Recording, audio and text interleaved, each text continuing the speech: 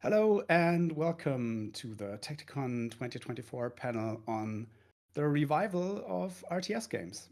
I'm Mario, I'm the game designer on Rogue Command, which is a roguelike real-time strategy game that I've been working on with my partner Martin for uh, almost 5 years at this point. Um, and I'm really happy to be here and be joined by some really cool people working on some really cool games. We have here Kevin Donnelly, who's working on Chaotic Era, which looks awesome. Hi, Kevin. Hello, how are you doing? Yeah, can you talk a bit about kind of yourself and how maybe you came to start on the game, or should no? Yeah. Let's go through with everybody first. Then we have Brendan Castile here, who is working on Tempest Rising and has been working on Warpause before. Who's also running a really cool blog on strategy games called Wayward Strategy, if I'm doing that right, which I've been following for a long time. We just realized that that was him. And two of us were very happy to meet him here because we enjoy reading his stuff. Thank you very much. I'm really stoked to be a part of this conversation. Awesome. And then we have Sylvain Leguet, who's been, he's an engineer on Dune Spice Wars. No, I'm designer. Oh, sorry. I thought you It's said fine. engineer before. No, I'm no. sorry. Yeah, so he was a designer on Dune Spice Wars, which is also a really cool game, which I haven't played, but I have watched for many, many hours. I've watched a lot of multiplayer games of that, uh, which is Dune really cool. Spice here. Dune Spice Wars was my most played game last year by hours. Oh, So thanks. Nice. Awesome. Yeah, unless it you count looks my own game, awesome. which I don't think Steam counts it yet. So Why not this year? That's a good question. Yeah, so uh, I guess yeah, the topic of our panel is the revival of the RTS game, which I think it's fair to say we're all kind of trying to contribute to in our own way, kind of getting the genre rolling again. And actually, like we're definitely not the only ones out there, which is really fun.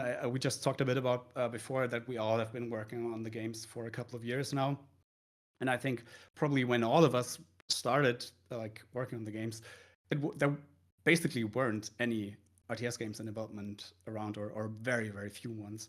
And now it seems like there's like actually like there's long lists of new games coming out and new stuff being announced. Like I just saw, I think Nukem All it's called, which also looks really fun. And there's like YouTube videos with like I don't know how many, like 100 new announced RTS games, that kind of stuff. So it seems like wow, okay, the genre is definitely coming back in the sense that a lot of games are being developed. And I find it a really interesting point in time because it feels like the jury is still out on will the genre make a comeback in the sense of finding a bunch of players as well. Like of course there's like, you know, Stormgate, and now what's it called, Battle Aces, the new one that is also kind of ex Blizzard people, which also looks really cool. So yeah, the genre is definitely like it's fighting its way back up again, and we'll see if it can kind of regain some ground in the gaming space. yeah, it's an exciting time to be a part of an RTS, whether you're a player or a developer, right? It seems like every year for the past 4 years, it's 2020 is the year of RTS, 2021. Now here we are in 2024. Um, And yeah, it seems like every year there's more and more RTS being announced and releasing, um, and at all scales. We have Age of Empires 4 in what was that 2021, I think, and then Godsworn that just dropped either what is it late last year or earlier this year. And you've got both really good receptions, but massive difference in the team size and what was delivered. But um, Yeah. Yeah, I'm curious too, like what you think might be behind the revival that we're seeing, because it seems like it's come almost out of nowhere and almost organically over the last like 5 years, this resurgence in strategy. I feel like there's an element of there's a technology element on both the consumer and the developer side, like both with it getting easier to make games at a grand scale that obviously RTSs work best at. through like Unity or Unreal. Like it's easier for small teams to do larger games. But I think there's a really interesting element on the player side of um, like PC gaming is kind of back, you know? I think we just went through like a 10 to 15 year period of consoles being absolutely dominant. But and now PCs are back, and I don't think it's a coincidence that strategy games come with that because you know the mouse and the keyboard, that's the ideal way to play a strategy game. And even Steam Deck, I just got a Steam Deck a few months ago. I'm absolutely addicted, obviously. But that's also an amazing platform for playing strategy games, and we've made sure with Chaotic Era 2 that it's optimized for the deck as well, and it's awesome. I actually prefer playing it on the deck to playing it on my computer. So yeah, I'm curious what you folks think about Yeah. what is actually behind this renewed interest in strategy. Yeah, I think you're definitely right on there. It's been really interesting to see it coming back up like that. I feel like it's maybe a bit like a fashion thing as well. You know, everything comes kind of back in cycles, Yeah. and we have been through a long phase where everything was a first or third person shooter, and then there's always kind of these movements. I feel like where kind of the main focus of attention is, and then that opens up space for other teams to kind of come up with new ideas. So maybe try, hey, maybe we could go back there. Like for us, it was very simple. It was just at the time that Martin and I decided to kind of start our own company, we were both really addicted to Slay the Spire, and then the Command and Conquer remasters got announced, and yeah, that was just those two things kind of melded together in Martin's mind, and he came with the idea to me, and I really didn't like it at all. And then after a couple of days of wearing me down, I kind of put together what he actually was going for, and yeah, so we've been working on Roll Command for almost 5 years now.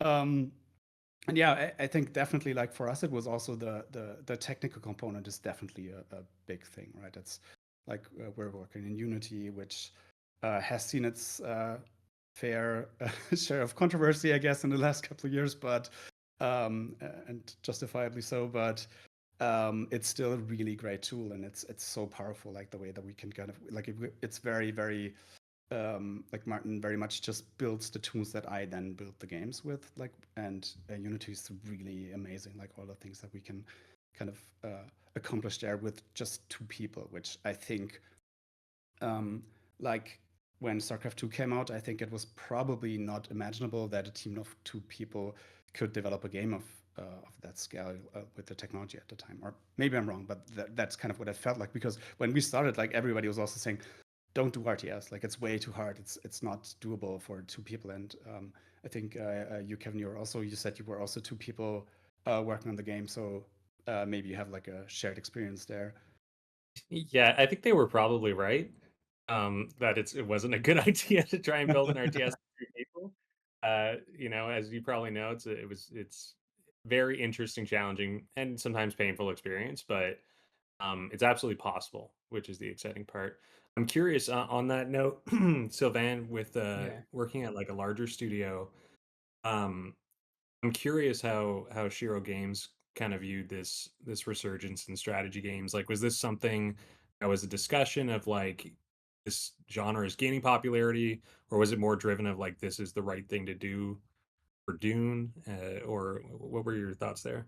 So I have to say something about what you just said about the technological aspect, because at Shore Games we have a very relatively successful RTS that came out, I think, 7 years ago, which is Northgard, and the team was 6 people for Northgard. So it was doable. Yeah, like even before. It's not. I'm not saying that the technology has not gotten better. Of course it has, but it was already possible. But the market, and I guess the industry was not trying to push this kind of project at the time, and Show Games could do it because it was an independent studio that has always been fully self-publishing. And we had a very successful game before that with Evolong, which is not at all a strategy game, but which yeah. So I wasn't at the company at the time, but that's the story for Northgard. And the weird thing is that I'm not sure because I wasn't on Dune at the start of the project, but I think the initial goal was not to make an RTS. It was to make a 4X game. And why did we turn it so to be clear, Dune is a weird game. It's Dune Spice World, I mean, because there are many games called Dune. It's a weird game in that it's actually not a pure RTS. It's a kind of hybrid of 4X and RTS. Like the combat is a true RTS, but everything else has more to do with with 4X, like civilization and stuff like that. And at the beginning of the project, the goal was to make, I think, I'm not sure because again I wasn't there, but I think the goal was to make a 4X game with everything that went with it. But we wanted to make it, shorter, like 4X last a long time, and also there was some outside interest, maybe I don't know, but I speculate that the people who gave us the license wanted us to make an RTS because that's what Dune is known for, and they chose us because we had made Northgard. I'm not sure it's true, but I suspect it very, very strongly. Yeah, that would make sense at least. Yeah, I think so. And so we kind of stumbled into the RTS genre, but yeah. So that's, I think, the story for Dune. And then we had to take it seriously, obviously. So yeah, we spent a lot of time, especially in the last 2 years since the release of early access, to really define where the RTS start and where the 4X begin, and to take the RTS part seriously, because at the release of early access it was actually a bit underwhelming, I think. No, in what sense? Like, I mean, the combat was. I don't want to say that it was an afterthought because it wasn't. But yeah, we had not analyzed the game as a RTS at the time, and let's say the player forced us to do it because yeah, we had a lot of complaints about the combat side of the game, and so we've taken it a lot more seriously recently, and yeah. No, I think that it really held up as an RTS. Yeah. I'm curious about the 4X elements that that were retained in Dune Spice Wars, because I've had it wishlisted for quite a while. I haven't played, and I've watched a lot of YouTube videos because it's been super interesting to me, and I'm curious, like, what are some of those 4X elements that stuck around in that focus? Like, there is an element of like diplomacy and definitely. trade in the game, correct? So it's actually a big subject, but yeah. So the idea is for the game to be playable by both RTS player and 4X player, and to enjoy it both as an RTS and as a 4X game. So everything that is not combat basically works like 4X, but with real-time whispers. So expansion works mostly like in a 4X game. You have a big part of diplomacy, indeed. What is really unusual for an RTS game is that the most played multiplayer mode is free for all. Everyone against everyone, which is not usual for an RTS. Like RTS mostly works in 1 versus 1. And the reason for that is that the diplomacy works really well. Like even in RTS, usually in free for all, you kind of have a kingmaker situation, like where the game is not really fun because your skill does not matter that much. It's mostly how the other player attack you or not, that makes you win or not. While in Dune Spice World, you have a lot of mechanics that play on making truce with people and knowing when to attack and when not to attack, and which at the end of the game, basically everyone still has a chance to win. For like at the last during the last 20 minutes, and sometimes you have big reversal at the end of the game, and it's and a lot of what works for the game is there. So it's really the mix of 4X and RTS that makes it work. Yeah. So yes, we have diplomacy, we have a politics system, we have a complicated economic system, like everything that you expect to have in a 4X, we have it basically. Yeah, I have a kind of two thoughts kind of connected there, because we talked a bit about before kind of what are the environmental factors that are bringing the genre back a bit, and you talked about the PC gaming like being back in a major way. And I feel like, and I would be interested in your guys' thoughts on this, that the kind of the streamer and YouTuber culture probably has a pretty big impact on that. Because, for example, like my nephew, like he's not very very into the gaming scene, but he has a gaming PC because he likes to watch like Fortnite streams, and that kind of opened that door into that ecosystem for him, I guess, in a way that probably didn't happen for a long time before.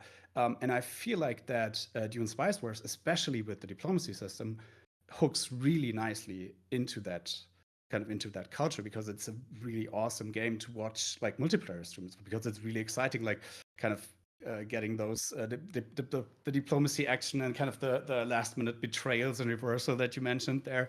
I think they work really, really well with that dynamic of kind of having also that audience and people talking while they're playing, and kind of having those backroom exchanges and that kind of thing. I wonder if you think that kind of contributed to it being successful. So if I can just jump Sure. in real quick, I had a slight tangent I wanted to introduce as well. I think for players, there's always been interest. The core RTS audience, or audiences, is probably more accurate to say, have always been interested in getting more RTS. And there's always been people interested in making RTS.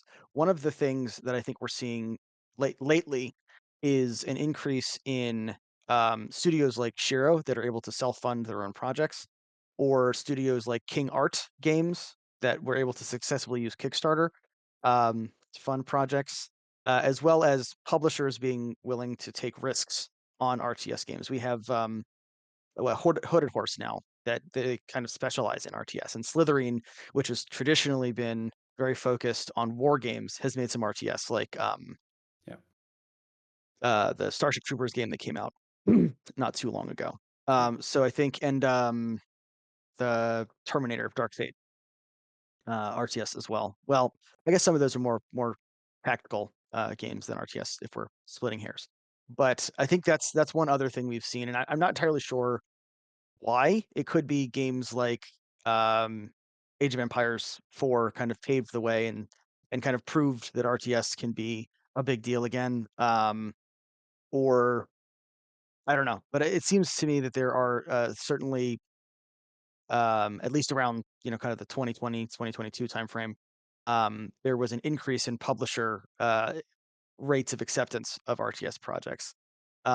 So we have these smaller scale games that I definitely think were helped by modern technological advances. If we're talking about StarCraft 2, that actually came out 14 years ago at this point. And in the past 14 years, we've definitely had major strides. I don't even think Unreal Engine was a big thing that long ago. We've got games now like Tempest Rising and Stormgate and Immortal Gates of Pyre that are made in Unreal that, 4 or 5, and some of the stuff that we're doing, even on Tempest Rising, some of the stuff that we're doing probably wouldn't have been nearly as easy, even 7 years ago. I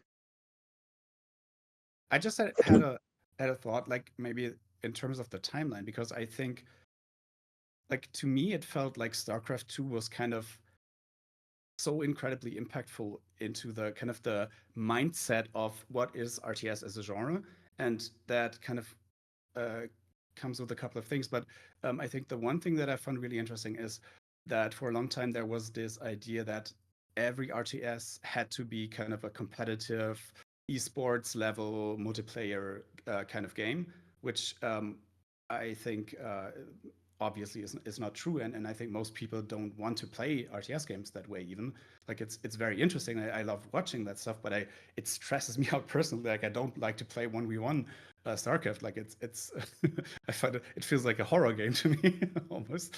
But I find it like it's around like 2019, 2020.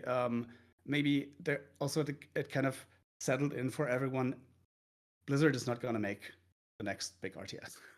And maybe that even opened up kind of room in the minds of kind of developers and publishers, like because like it for a long time I think everybody was kind of waiting, like they would do kind of Warcraft 4 or StarCraft 3 or whatever, or a new thing in that genre. And I think like a couple of years ago, I think it kind of settled. Hey, that's not going to happen. Like around with the acquisition and everything as well.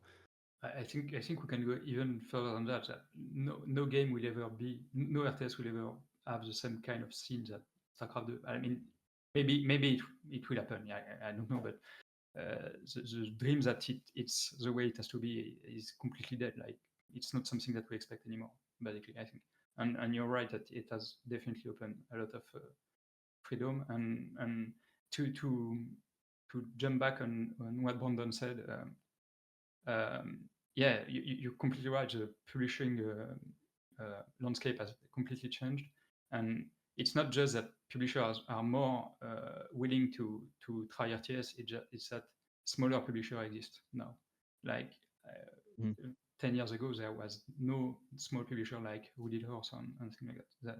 It didn't exist at all. So I think it's yeah, it's a big part of why we see RTS come back. Yeah, I think it's like to go back to Mario, what you were talking about with how streaming culture has impacted RTSs. Like I feel like it's all these things kind of operating in tandem, right? It's like streaming culture opening up more people to RTSs. I also feel like, and you may agree or not, but like it's sometimes really hard to show off an RTS in trailers, in gameplay footage, whatever it might be, because so much of the game is what you're thinking about as you're playing it versus not necessarily what's actually happening on screen.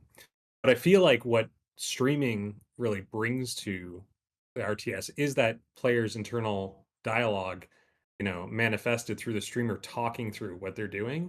And I feel like that's been a big part of expanding the appeal of RTS or helping people understand, helping showcase these games. And it's like a combination of like that taking off over the last 5 to 10 years with smaller studios and then bigger studios after the smaller studios stepped out there first, taking those risks and being like, yeah, we're actually going to put in 3 to 5 years on a strategy game. And at the first ones were larger risks, and even going back to Sylvain was talking about with Northgard, like these earlier games that were big risks at the time, but they hit. The market was also ready and open to something like that, and it created something really special. And then from there, you have obviously more indie studios, smaller studios like us going, okay, there's a market for this. Northgard is one we've looked at a lot, where people love playing indie strategy games. Like this is a big indie strategy game that was really inspiring for us. Um, but it allows the bigger publishers too to go, okay, these small studios are doing this, it's successful, they're making money off it, people are playing. Now let's make those investments too. And I think it's kind of all combined with that. But it's really interesting to think about too, because something we've thought about, and I'm not sure if this has been on your minds, is the international aspect as well. Because even though RTS has kind of waned in North America and Europe, I'm not sure that's been the same in areas like Korea or Japan where it's been more of a mainstay, especially through the StarCraft scene and everything else. But uh, I'm like curious, and maybe Brandon, maybe you have some perspective on this, just from like this more macro view of strategy games. Like, has there been a change in the international market as well, or is this something we're more looking at in how North American and European gamers are regarding the strategy genre? In my experience, RTS is actually pretty big in Europe, generally speaking. Germany, the Nordic countries, there's a lot of interest in RTS from Europe, but I'm not sure necessarily like how that breaks down demographically as to what types of strategy game. I know for a long time though, one of the big RTS, one of the big StarCraft tournaments was hosted in Germany year after year. But that's again just kind of anecdotal from my part. Um, my blog sees a lot of the most activity from the US, but I'm US based, so that doesn't super surprise me. Um, but I do also get a pretty good representation in Europe as well. Um, there. It's interesting to me because we took the step with Chaotic Era. We have it localized in Korean, like out the gate, because we're curious to see how that performs. But we have our eyes on obviously other markets and other localizations. Is that something, Sylvain, that's come up at Shiro? Like, is Dune Spice Wars, is that localized at all, or is it English only? No, it's localized. I think we localize it in Chinese because it's a big market. But the truth is, for independent studio, it's actually for Western studio, it's kind of difficult to market in Asia. Like we cannot do it ourselves, so we have partner, but you know it's not easy. So I have no idea whether the game would work in Korea or Japan or in Asia in general. It doesn't work that well, I think, in China. I'm not sure. I don't know the number actually, but if it was, I would know, I think. Yeah. And yeah, but it's not necessarily because the player are on there. It's that they are difficult to reach if you don't really plan for it, you know. And so I don't know. I don't know what to That's say true. It about takes that. it takes a lot. I think, sorry, I think we have to hit on another kind of big cultural genre shift, like when we're talking about that as well, because like also, of course, what happened in that time frame since of course, I guess a bit before that as well, but the MOBA scene was also just really dominant for the last decade, and then I feel like kind of started to drop off also around like 2020-ish maybe, or at least that's kind of, you know, it's weird. I don't have like the numbers here, kind of just the perception of it, like how much you read about, oh, the price pool for the international, like again, like hit new record numbers. Like you don't read that stuff as much anymore, and I feel like that has of course also been a huge shift from the player base towards those kinds of games, which I think also made it way more difficult for kind of especially probably bigger publishers and bigger teams to kind of take the risk with the mindset, oh, we have to do like a competitive RTS if we want to do an RTS, and the scene just they're all playing Dota or League of Legends. So I think that has been really big, and that has also been really big.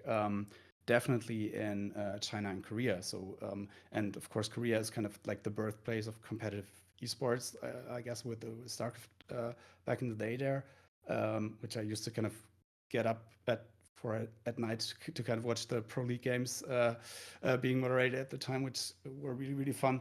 And that definitely is still alive there, but I think League of Legends and Dota, to a lesser extent, especially League of Legends, has eaten up a whole bunch of that market in the Asian territories there.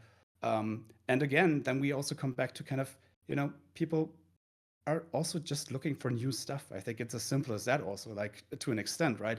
Like there have been so many like platformers and shooters and that kind of stuff, but there just haven't been that many RTS games. Like they're coming out again, and there have been great ones like Northgard, definitely. Like I glossed over that before, but that's definitely, like, we also looked at that a lot when we started thinking about doing this. Yeah, it's I feel like that is definitely has also been part probably of this shift, right? That this genre kind of, the decline of that genre, or the perceived decline of that, opened up again that headspace towards thinking about RTS games again. That's actually a great point though that you made, because also during the 2010s there were a lot of studios out there trying to compete directly with League of Legends Oh yeah. and Dota. There's a lot of dev teams out there that were like, "This is our Dota killer." Yeah. Um, So there definitely was for mid to large size studios. There was kind of that Yeah, there were a lot that of effort as well, bloody and then noses at the time. right, and then there was like Team Fight Tactics and the auto chess Yeah, games as well around that time. yeah. The Which I mobile also, point. yeah. Oh, sorry. No, you go. I was just gonna say the mobile point is really interesting to me because we actually started building Chaotic Era as a mobile game. It was an iPhone game initially. It's part of why it's taken 5 years to build it. Is that it started on mobile, and then eventually we're like, this would actually make a much better PC game. We'll probably do a mobile port down the line, but um, it's interesting. It's kind of tracked with that, but I think it's like true. It's perception based. It's just my like I don't have the actual player count numbers, but at the time we were like, oh, building a game like it's a strategy game. Mobile would be really interesting for this. Like let's build an iPhone first, like and try that. But as we went, we've seen this, resurgence, the opening of the market for and the appetite for indie strategy on PC and Mac. We're also releasing on Mac, and so we ended up just pivoting at a certain point. But it is interesting. I think mobile actually has a big impact too on like the dominance of mobile gaming as well in when we're talking about like Korea and Japan and China as well. Um, that has a big impact on the appetite for strategy games, the kind of games that are getting built, the kind of games that take off there. Like it's yeah, it's all interconnected in a really interesting way. Yeah, that's a really good point. Like, I mean, that's where like our team, like Martin and I, we come from a mobile developer before as well, and that that market has just been crazy in that decade, like from 2010 to 2020, around that time, like it has like completely exploded. And then I think like you're right. What I definitely kind of felt like at the time is like there was this idea that you just had to kind of crack the nut of finding the right control scheme, and then you could kind of port every kind of game over there. And I think that idea persisted for a couple of years, and then people tried it and it just wasn't fun and just it's just not fun on the phone, or it's just also not like kind of the platform where you want to, like, for the most part, most people don't want to spend that long like holding it and kind of going with your thumbs and kind of stuff. Like mouse and keyboard are just more precise. And I think that was also definitely part of that shift that kind of coincided with those other things that we've talked about before. That's a really good point. I think that's, yeah, definitely part of it. We had the added challenge of Chaotic Era is monochrome and doing it on a phone screen and trying to make it a strategy game with the complexity of a strategy game. All those things mounted up pretty quickly, which is why PC is a much better first platform for the game. But that's true. Mobile has a lot of constraints, right? And it makes it tough to make a really effective strategy game on mobile. I think iPad, there's a lot of good strategy games on iPad that lends itself really well, but the phone, it's really tough. It's tough to find what is the ideal control scheme. How do we make this feel as complex and nuanced as a PC strategy game Yeah. while still making it something someone can hold? Yeah. Another thing that I find really interesting, like just looking at our panel and who's talking here, it's like I feel like three of us we are all. I'm not. I couldn't really tell. Chaotic Era also doesn't seem like it's completely like not like a StarCraft Command and Conquer type RTS. It seems a bit more base defense type, like just from the trailer that I saw. But I was wondering because like we're doing a roguelike RTS and you guys are doing a 4X RTS kind of hybrid. And I think I find it really interesting because I think Tempest Rising is a very classical, like I hope it's fair to say it seems very inspired by Red Alert in in some of the tone and that kind of stuff. But and it looks really awesome. But I feel like it's probably the most like kind of classical approach to making an RTS out of the four games that we're working on here. Yeah. So what we're trying to do with Tempest Rising is kind of take nods back to the classical design of the first big RTS games from the 90s and early 2000s. Um, the Command and Conquer comparison definitely happens, but we're really trying to stand on our own 2 feet and show that we're creating a product that can stand on its own, not just because it looks I don't mean like that something in a else. disparaging way at all. Like I think it looks great. Uh, Well, I'm really excited to be a part of it. Over the years, there's been kind of these genre truisms that have kind of developed, um, and we're trying to, where we can, to kind of go back to the beginning of the genre and say, um, you know, people liked having big unit rosters. From a competitive standpoint, it makes sense to try to limit your roster to say we have all of these really unique units that do really unique things. But people like having 30 Yeah. different unit types to play around with. Um, we have 5 turrets per faction in Tempest Rising, and being able to be kind of a sumptuous game, where we're not trying to strip out all of the rough edges that make it harder to test. Um, I think is something that we're doing that I'm happy we're able to do that, and kind of go back to these roots of just doing stuff because it's crazy fun, Yeah. um, instead of trying to create a product that's really focused on doing one thing. The one thing that we want to try to do is give people the experience they had playing RTS. People, our age, the experience they had playing RTS when they were younger.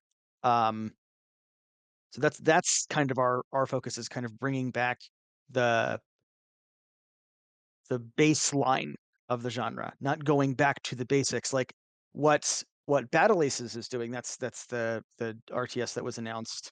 What's it, like 2 weeks ago or last Yeah. week, or it's not that long ago anyway. I have no concept of time anymore. um, what they're trying to do is kind of find the minimum viable expression of the product of the genre, right? Yeah. It's you have one click to expand. You have one click to increase your tech. It's kind of that streamer culture, that mobile friendly, that shorter form, trying to find this is recognizable as an RTS, and we're gonna just try to find the most Yeah. pinpointed experience Yeah. of the minimum viable product for an RTS. And what we want to do with Tempest Rising is, um, kind of that messy, crazy fun that you had, uh, you know, back in the kind of glory days of the genre. Um, I so that's I that's kind think of our I totally agree with that, Brandon. Like it's really cool to think about that era, the 90s era, like Warcraft, StarCraft, Dune 2, all these RTSs when they first came out.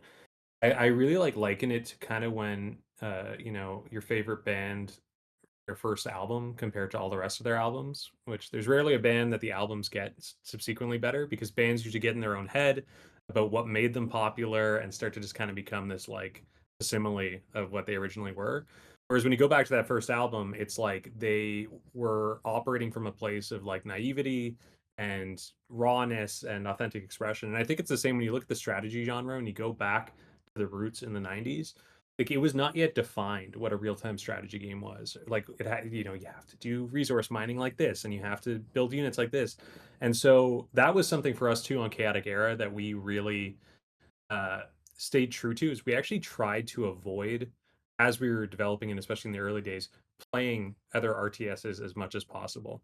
We obviously looked at them. We obviously had StarCraft and Homeworld and these games that we'd played before, but we don't want to mimic the mechanics that we've seen. We want to build this as if we had never seen it before, because the best experience to me is like trying to recreate when I would go to like Blockbuster and I was 9 years old and I would like pick a random PS1 game off the shelf, and it would be like some very like obscure and potentially not even like fully ported over to an American audience version of the game, and you'd put it in and it'd just be something so weird and so wacky and so off the wall, and the controls are hard to understand, but you figure it out, and like that kind of experience, that magic is what we really look to.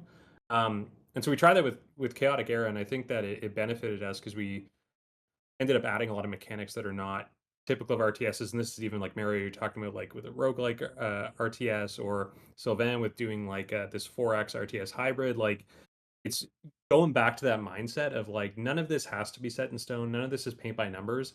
Let's just build a game where you're commanding units around and you're being strategic. And what does that look like? What does that feel like? How does that play out? I think that's where the magic really comes in, and I think that that's what we've seen in the genre over the past like 5-10 years is these games that are just like breaking those conventions, games that have like a commander or hero unit like Thronefall, where it's like that was never even done before, and that's not, or not, it wasn't done back in the 90s, and it's not like a typical RTS format, but that's something new, and we're not going to think about the constraints of the genre, and instead we're just going to build a genre game. I don't know. I think that's really special. I think that's like the coolest part of game development, really. Yeah.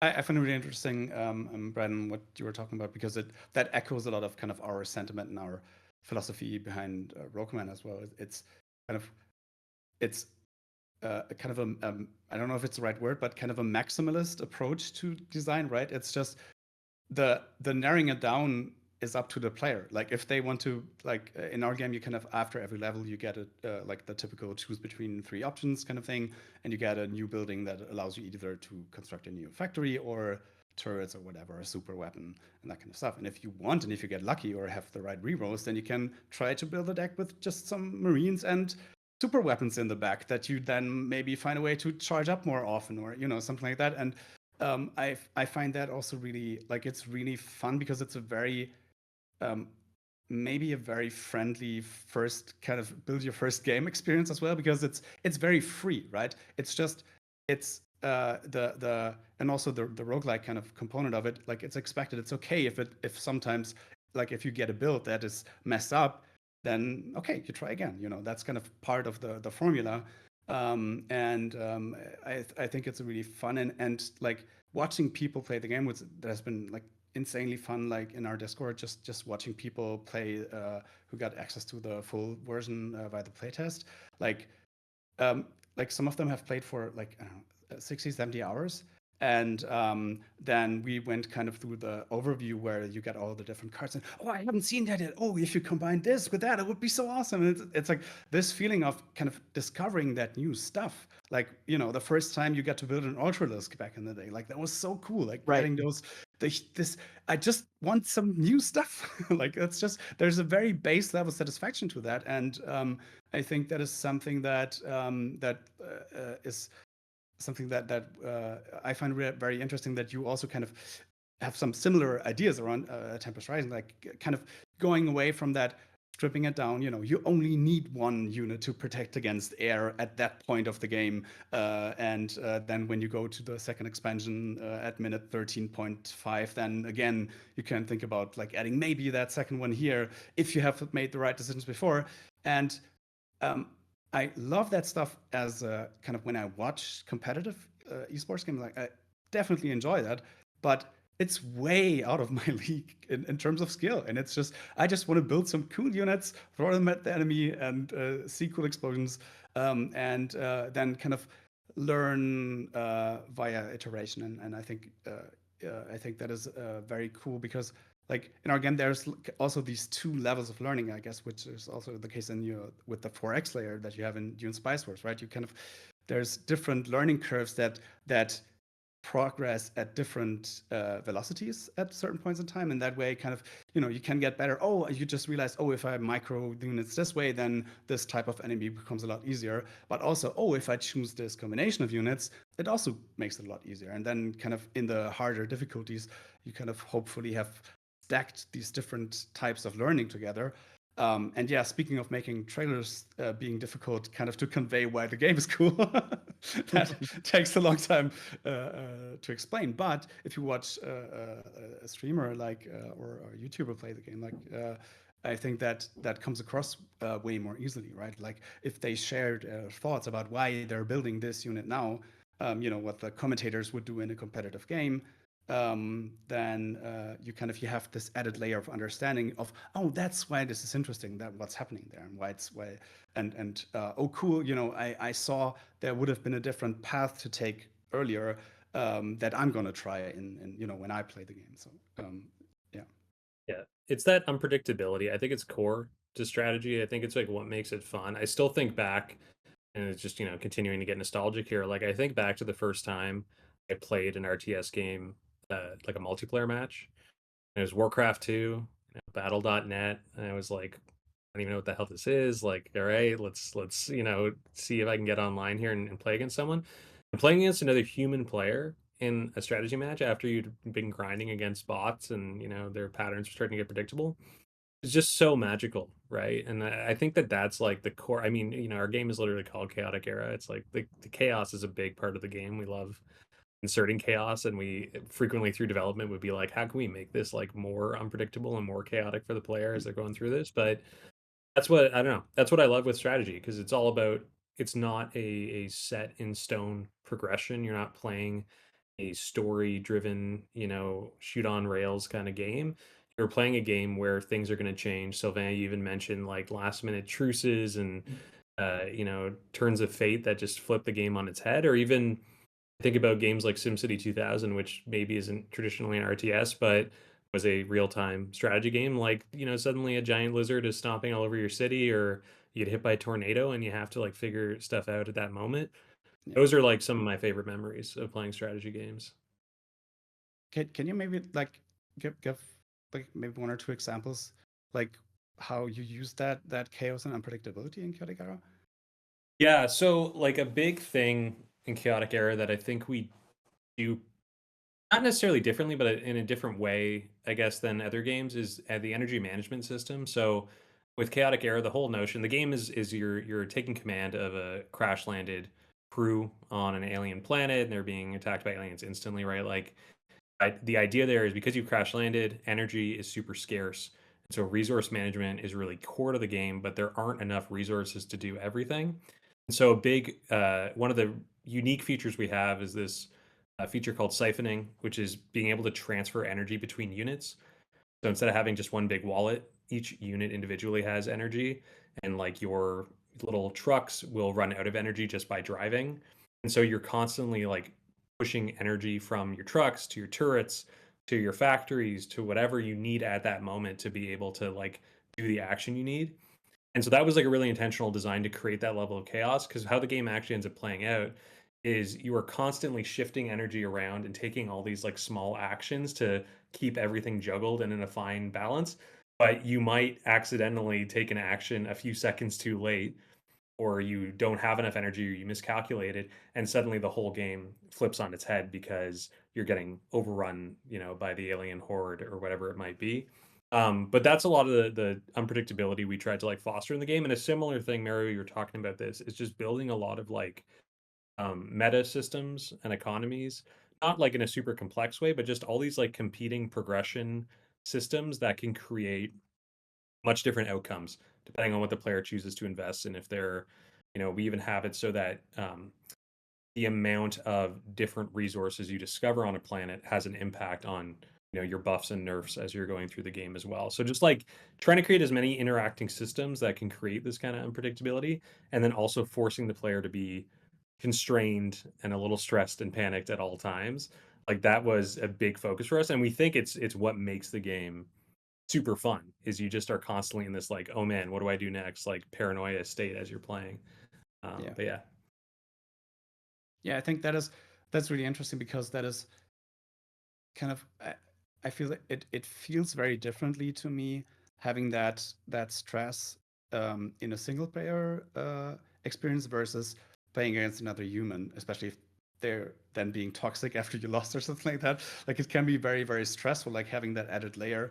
But like in our game, like I like pushing the difficulty really high and just seeing how far can I like push the systems that we have in place to find any kind of weird solution to get through the situation there, similar to what you talked about.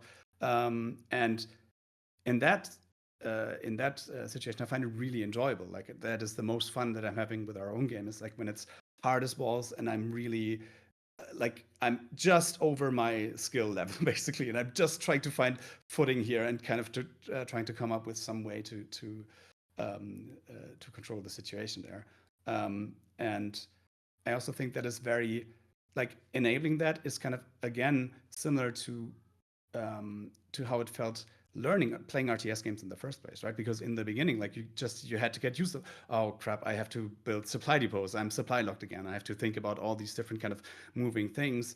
And yeah, I think adding more mechanics, like you said, into that can be really interesting and can kind of tickle your brain in really interesting ways while you play the game.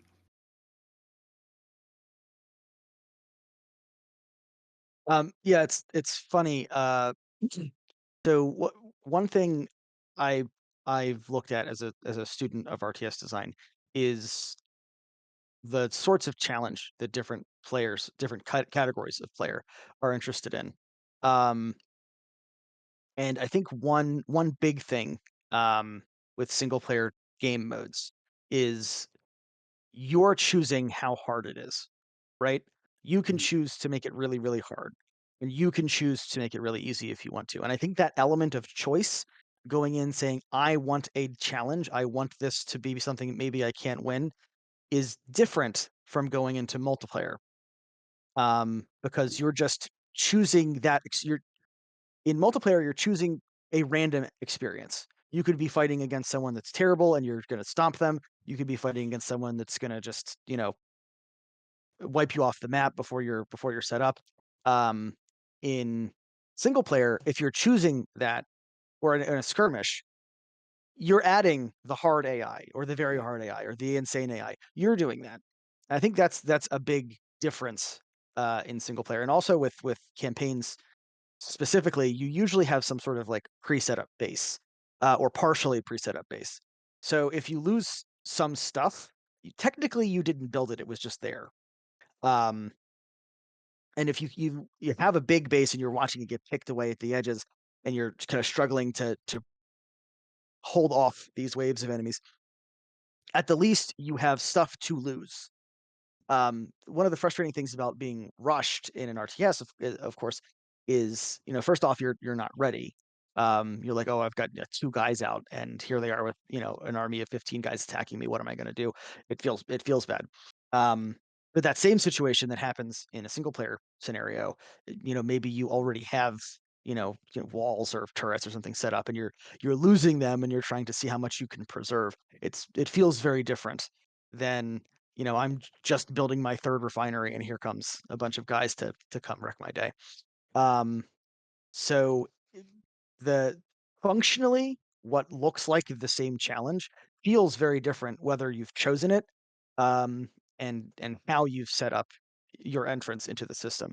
Um, and I don't know if that tells us anything about RTS writ large, but I think um, it does help to understand that players do want a challenge. It's just that the specific challenge of multiplayer is, like you said, it's very stressful to people, and it's not necessarily because you're doing anything different than you do in a single player game mode. It's just because you're interacting with those same challenges in a different way.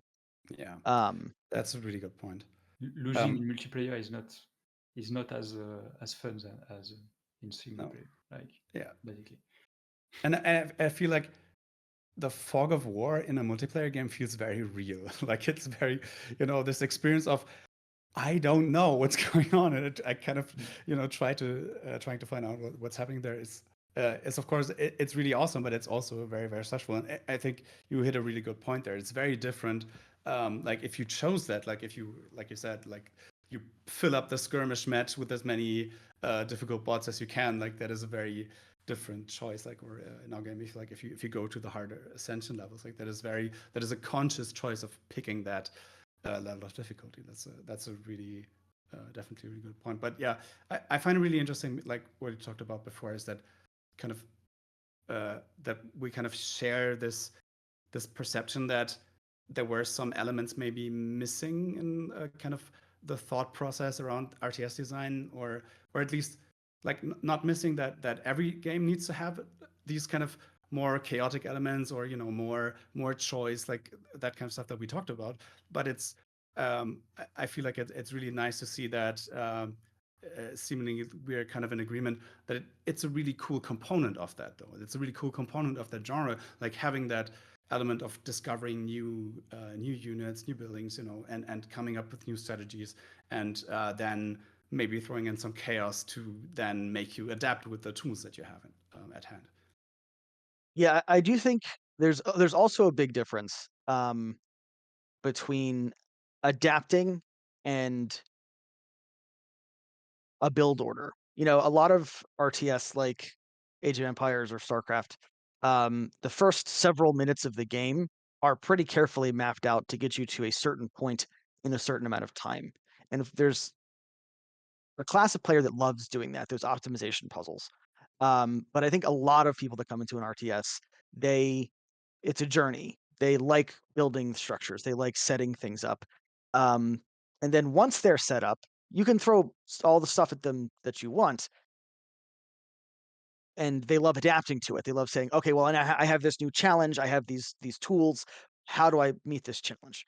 Um, which is, again, it's a very different order of thing, because usually in a single player scenario, there's some sort of guaranteed amount of time that you have to prepare, and it's less, they're trying to strip me of my ability to do things, which is what happens in multiplayer. The best way to do a multiplayer match is to go take out all their workers, and then they'd have no income, and it doesn't matter if they have buildings because they can't spend money in their buildings. Yeah. That's a very different category of threat than you normally experience in single player, most of the time anyway. Um, and it's just a matter of how do I use my army? How do I react to what they're doing? Um, how do I get to this point on the map and then do something there? In multiplayer, a lot of it is I have to build stuff and then make sure I'm not going to lose the stuff that I'm building, and I have to keep track of what they're doing on their side of the base or their side of the map in their base. Are they expanding? It's a lot of um, the thought patterns kind of spread out a lot faster It's in it's very multiplayer. it's very different.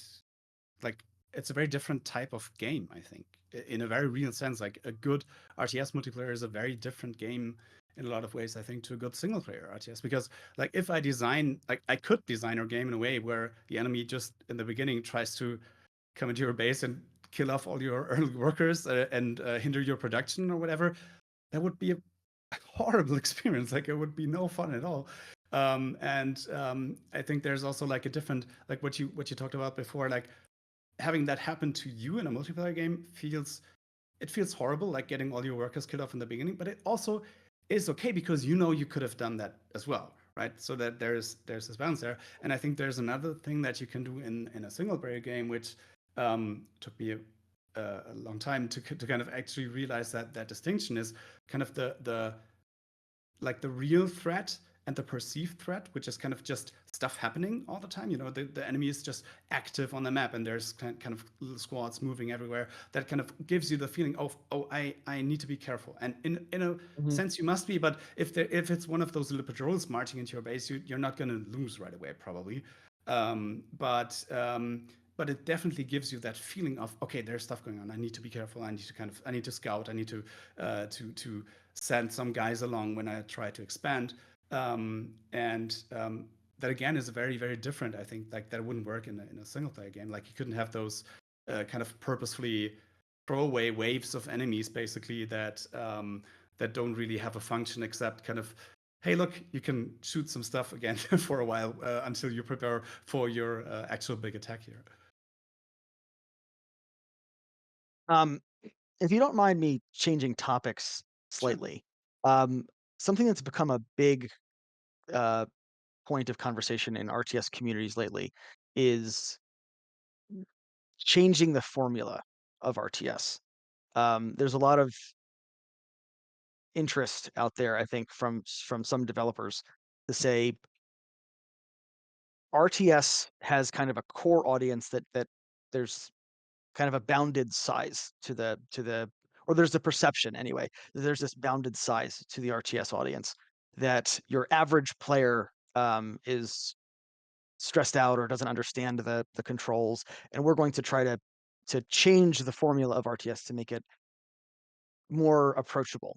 We've seen a lot of different approaches to doing that, from automating things that exist, like automated worker production or um, things like that, or taking out features like less base building or no base building.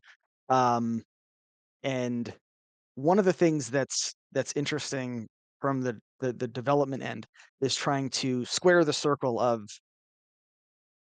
can RTS bring in new players? How do they bring in new players? And at the same time, what do we preserve in the formula that the people that grew up loving RTS wants to come back to? So that's always to me an interesting thing as a player as well, because like 99% of what I play is a strategy game of some sort. It's trying to pierce through the decision making and say, what are things that people who are the core audience love and expect and need, versus what are the things that may or may not bring in theoretical new players. And that's something that I think we've seen lots of different experiments with over the years. And it's interesting to me to see how these decisions impact people's enjoyment of the game, how they impact game outcomes, and what different things developers have tried to create that on ramp for bringing in new players to the experience. I don't know if I think there's like in any product development cycle, like a game or not, right? Like understanding your customer is and understanding the target like end player and end user or something is obviously the key to success. Like if you don't have an understanding of your end user or customer, it makes every decision leading into that development cycle like super challenging.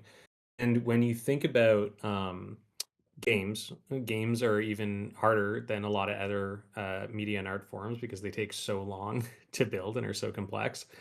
Um, I what I bringing this to our experience, like we didn't necessarily start building or build Chaotic Era um, with the idea in mind of making it purely for like the existing RTS or strategy audience. With Chaotic Era, and we didn't really even think per se about a specific like genre audience or someone we were building for. Instead, what was really important to us and what the original inspiration for the game was we wanted to make a game that felt like you were using a computer from like Alien or Blade Runner or something like that. Like that was actually the original prompt for us was we want to make a game that is basically like entirely played through a computer screen of a fictional sci-fi computer. And so the end customer and end user we had in mind was a person who would like to do that too, like people who grew up watching these great sci-fi movies that had these like very analog, retro cassette futures, um, and who dreamed of just playing the computers in the background of these movies, which is actually really funny. But as we discovered, was not really like actually that niche of a desire, but something that was people resonated with, and it was pretty widespread. We thankfully also though like through that process built something that we've seen a lot of traditional like RTS fans also be really into, and I think that was just us channeling our influences of like StarCraft and these other games I mentioned from the 90s that just ended up seeping through as well. But all that to say, like I think there is a large audience that can be brought to real-time strategy games, but I think a lot of that audience is going to be brought for different reasons. And I think what ends up happening in that scenario is that it's almost incidental that the game is a real-time strategy game, and it's more about what the experience you're creating. I know that sounds like cliche, but it's more about the experience you're creating for the player, for the user. And in our case, it was like, yeah, we're going to make an immersive future computer simulator essentially. Um, and it resonates, and people were really interested in that, and I think was a pretty novel angle as well. Um, but I think that's how the audience expands for RTS games is not necessarily through convincing more people RTS games are amazing, but through creating new ways for them to discover that RTSs are amazing, right? Yeah. Yeah, I think it's really interesting. Like you mentioned before, Brandon, that kind of kind of trying to change the formula. I find that really interesting because before that we talked about those, those different elements that we all enjoy having in there, and to me it feels like at least our goal was very clearly we wanted to make a game that felt like that, the golden era of RTS, and kind of do right by mostly kind of our memory of how that is supposed to feel, I guess would be the right way to phrase it. That is kind of the guiding light there, and I find it really. Definitely find it really interesting to, and for us, like the topic of like the bounded size is okay because we're a very small team and we're not kind of forced, I guess, as like if you go like big AAA, then of course it's a way bigger question, like kind of how do we justify the investment? And I think there's like two things that I like going back again to how I came to Command and Conquer or to RTS games was through Command and Conquer. And at that time, it was just mind blowing to me to see the video because that was new. You know, my friend had a CD-ROM drive, I didn't at the time, and seeing those cutscenes was just mind blowing. And I'm not even sure if the game was kind of the main driver at that point for me of trying to get into that. I wanted to like it was similar to me for with Wing Commander as well at the time. Like it was this I want to know what happens next. Which is of course very hard to replicate today because having video in a game is not that revolutionary anymore. But I think still the idea of having kind of some kind of bombastical thing happening there, which I think jives really well with the genre because it's about big battles, it's about those kinds of encounters. Is still, I think, a really big part. It's aesthetic, and I think what goes in hand with that, and I would be really interested in your take there, Sylvain, is the kind of having an IP, right? Because Dune, of course, has a very big history with RTS, but it's also like very relevant again today in terms of just a recognizable IP, which is not a super romantic word, but it's definitely a thing, right? And I'm sure that there was a factor in the studio's thoughts around how to position the game. Like I'm sure the timing there was not random. And I wonder, like, if you, I don't know if you can share, but I would be interested in kind of your studio's experience with, like, did that math work out in the end? Like, did you notice, hey, people coming in because of they were interested in the Dune and the world there, and then stick around for the RTS gameplay? Yeah, so I'm going to answer you, but before that, I want to react to something Brandon said before. Well, basically, what we're talking about now. I find it interesting that you're framing this question as a question of making the core audience bigger, basically. But I think even if we don't care about that, even if we just want to make good games for the audience that already exist, at some point we have to ask ourselves what we want to do. Like, do we want to keep making the same games ever and ever, like forever? I mean, I don't think it's.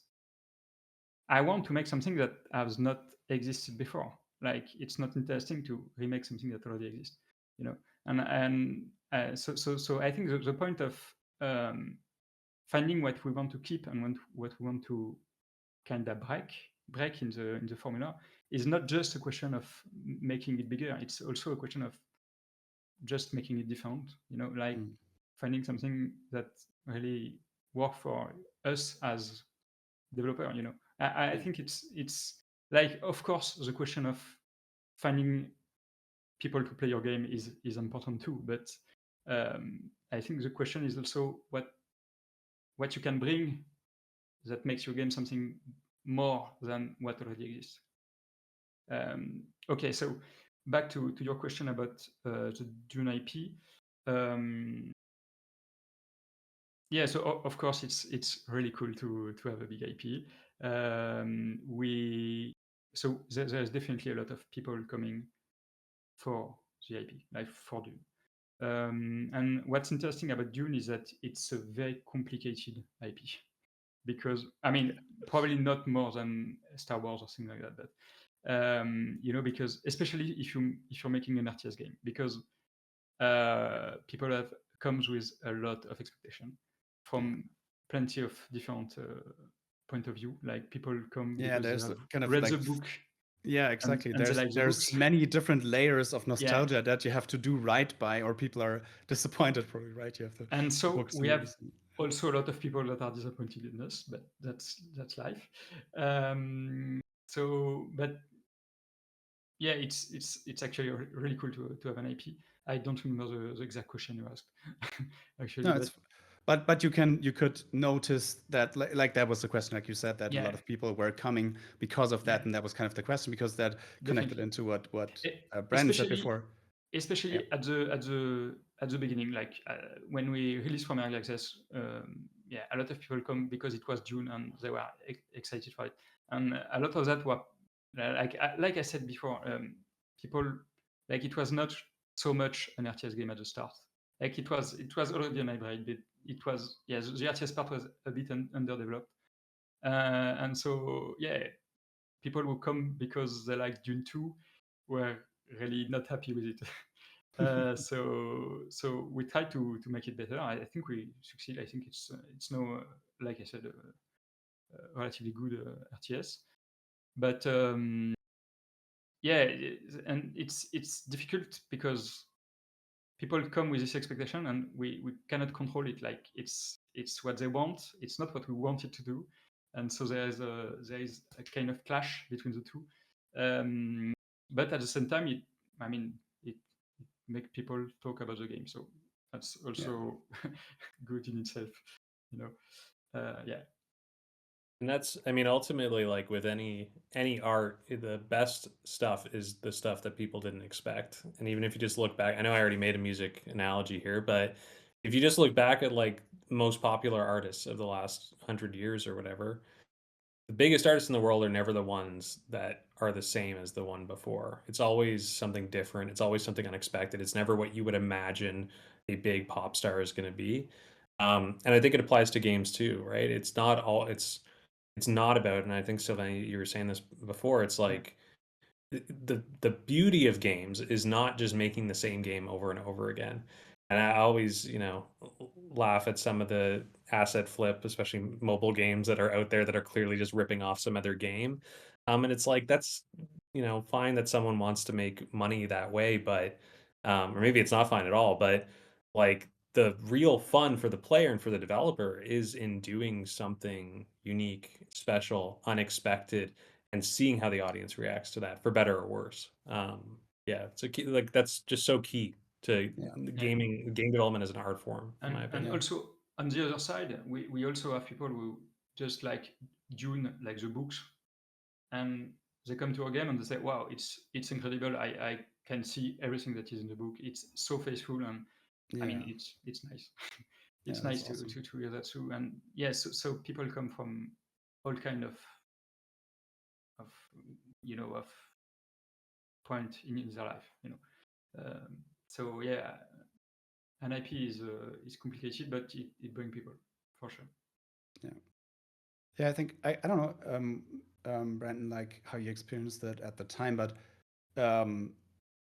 the way that the Tempest Rising announcement kind of resonated, like about the stuff that I read, like it seemed like the presentation alone like carried a lot of excitement, right? Because it just looks really awesome. Like it looks incredibly well made and polished, and that's kind of again like what I talked about before. Is I think that also gives a good chance of just bringing people in because it just looks awesome, and it looks it's still fighting, and it's still a game in that way, like people know, but it's a different perspective and it's a different kind of way of going about it. So in the way that the next pop star isn't doing exactly the same thing, it's usually, but also it's in 4/4 and has like a catchy main melody and that kind of stuff. And I think you share that with that game as well, with like the bigger AAA titles of other genres. But I think like Tempest Rising there, I think is punching in a high league there in terms of just production quality. And I think that alone is also one of the things like that. I think for us it will be a lot harder just to draw in new people because our graphics are not that impressive. I'm very aware of that, but I think like Tempest Rising is very, or also Dune. Like I think in like some of the like just the way that it moves and everything it's so stylish and it looks really cool.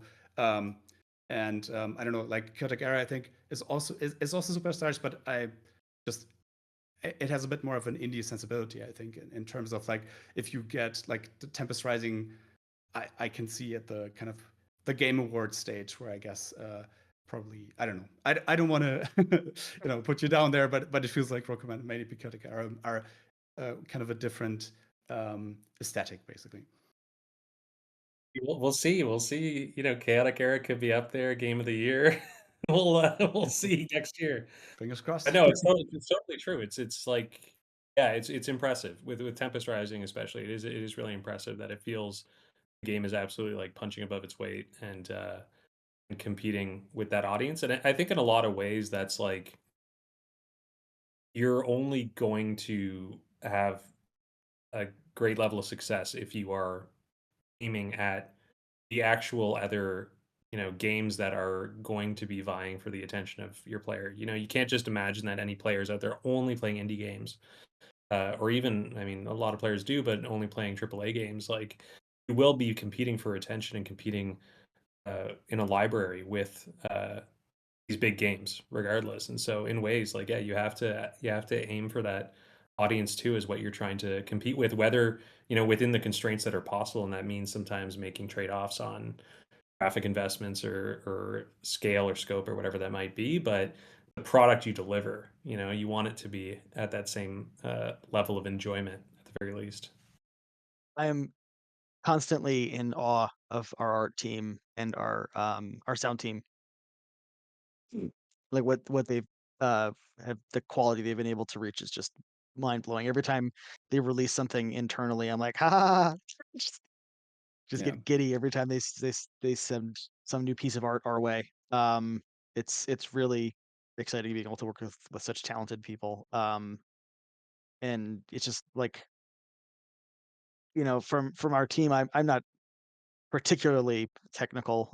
You pick up pieces here and there, but I don't know the ins and outs of like a technical art pipeline or um, audio mixing or any of that. But it's really astounding to be able to work with such talented people, and I feel like it makes me try to up my game to try to make sure that the minute to minute and second to second experience matches quality of everything else. Um, and it can be daunting Yeah. sometimes to feel like you're have to hit that mark. Um, And just in terms of like the revival of RTS games, do you feel like that uh, like do you kind of have a impression that you are actually reaching also beyond that kind of bounded audience of the typical core RTS player, just in terms of because you can kind of hang with the big guys in terms of just presentation? um, that's a tricky question. I am trying to make um, Tempest Rising an RTS for RTS players. Um, but at the same time, um, we feel like we can't leave out the wider gaming audience who may be attracted to our game. So we have a UI UX team who's kind of um, playing goalie, if you want to use that analogy, trying to make sure that what everyone else is doing is readable and understandable. Um, so what we're trying to do, I think, more than try to recreate the genre in a way that's inherently more approachable, is to take what already exists in the genre and try to make sure that um, we're leading the players to those things where we can. Um, that's been a big effort over the past couple months. Has been trying Yeah. to increase the transparency of the systems, trying to increase the clarity of the user interface and the user experience. Um, that's something that we have some phenomenally talented people working um, on cleaning up and fine tuning. I think is probably the best way to say that. Yeah. Um, Trying to clean up my mess, I guess. But that's a really great other topic, I guess, is like UI design and UX design also hasn't stopped in the time since, like, if we go back to StarCraft 2 when that came out, and like people have learned a lot of stuff in how to kind of, how do you convey a status effect, and how do you tutorialize new systems and that kind of stuff. And I think that is in a genre that is as kind of hard to learn, I guess, as an RTS, that is incredibly helpful. Like there's so many new concepts that you can kind of come back to that have kind of been established, by all kinds of different genres. Just if you're around and you kind of know what people do to convey information in games, then there's just so many new things that you can do to also make the genre more approachable. I think without taking away, without chipping off the parts that kind of, because when you said before, people are kind of coming up with a new formula that's cool, but it's also kind of, to me, there's certain things that kind of belong into the genre to make it an RTS game, and I'm not a purist in the sense of, oh, those other games shouldn't exist or whatever, but it's just there's a certain feeling of gameplay that I associate with playing an RTS game, that I kind of try to hit, and I think it's really like there's so many new things being learned about how you can teach those kinds of mechanics to people, and I think that is also definitely probably something that hopefully helps making the genre something that is kind of a more of a mainstay on the Steam pages out there. All right. Yeah, I think that we kind of hit a lot of different points there. I'm sure there's many different things that could be said around the topic. I had a lot of fun. That was really, really interesting. Like some really cool perspectives from you guys. Very, very different kinds of games also, which I think is really cool. Like it's some very fun kind of hearing the different thoughts that you guys brought to the table there. Yeah, so thanks so much for watching. Again, I was Mario. I'm working on Row Command, which you can find in wishlist on Steam, and let the other guys outro themselves. Cool. Sylvain, you go first. Yeah, so I'm Sylvain again. Thanks for the talk. It was really interesting. And I'm working on Dune Spice War by Shore Games, and you can also find it on Steam right now. Yeah, I think it should be on sale at the moment, probably. Yeah. So try it out if you want. I think it's a good game. All right, Kevin. Sweet. Yeah, you can buy Chaotic Era on Steam, launching July 18th at TactiCon, or you can wishlist it if you don't want to buy it quite yet, but you want to buy it later. Please check it out. Been a labor of love for the past 5 years, and we're super excited about it. And yeah, thank you. Thank you for having me. I'm Brandon. Thanks so much for the conversation, everybody. I always love talking RTS, and like Mario said, it's a wonderful group of perspectives and exciting game ideas. It was really great to meet all of you. Um, Looking forward to getting more out about Tempest Rising, hopefully in the near future or during TactiCon. And yeah, I hope people like what we've been up to. That's it for our revival of the RTS games panel here at TactiCon. I hope everybody checks out all the cool games on sale and presentation around the TactiCon event. There's always some really cool stuff going on there, and also some other really cool panels. Like I definitely, the last times I went through a bunch of them and watched them afterwards, because there's been some really great discussions on there. Thank you so much. Bye.